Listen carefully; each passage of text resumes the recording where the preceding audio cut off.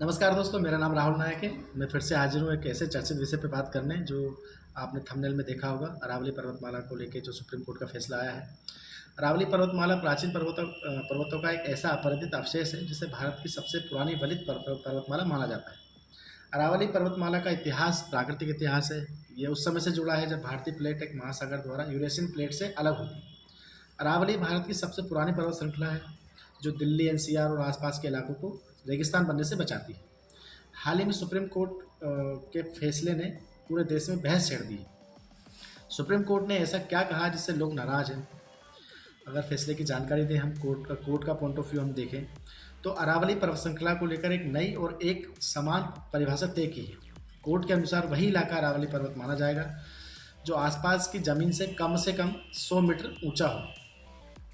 यानी 100 मीटर से कम ऊंचाई वाली छोटी पहाड़ियां और ढलान अब कानूनी तौर पर अरावली नहीं मानी जाएगी। कोर्ट का तर्क यह है कि अब तक अलग अलग राज्यों में अरावली की अलग अलग परिभाषाएं थी, जिससे भ्रम और नियमों का दुरुपयोग हो रहा था। इस फैसले के सकारात्मक पहलू ये हैं कि पूरे देश में एक जैसा नियम लागू होगा।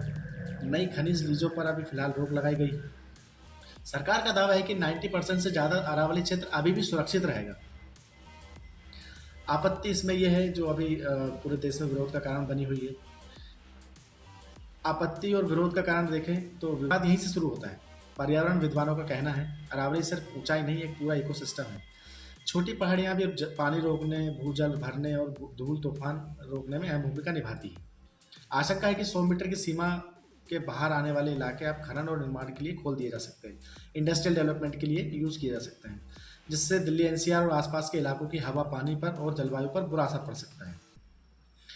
अब आंदोलन इसको लेकर देश में बहुत ज़्यादा चल रहे हैं, कई प्रोटेस्ट चल रहे हैं और सोशल मीडिया पे हैशटैग अरावली जैसे अभियान शुरू किए हैं। सड़कों पर प्रदर्शन हुए हैं, सोशल मीडिया पर इसका विरोध तेज़ी से बढ़ रहा है।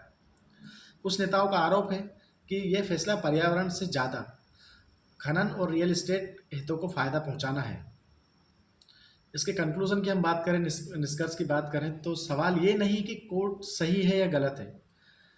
सवाल ये है कि क्या सिर्फ ऊंचाई के आधार पर प्रकृति को परिभाषित किया जा सकता है? अरावली सिर्फ पहाड़ नहीं है, वो हमारी ढाल है, हमारी सांस है। फैसला कानूनी हो सकता है, लेकिन इसका पर्यावरणीय असर आने वाले कुछ सालों में देखने को मिल सकता है और दिखाई देगा। आप इस फैसले से के बारे में क्या सोचते हैं? आप अपनी राय कमेंट बॉक्स में दे सकते हैं और वीडियो अगर पसंद आता है तो इसको लाइक कर दें, सब्सक्राइब कर लें, ताकि इससे जो हमारे देश में चर्चा का विषय बने हुए हैं मुद्दे, उन पर हम बातचीत कर सकें। धन्यवाद। जय हिंद।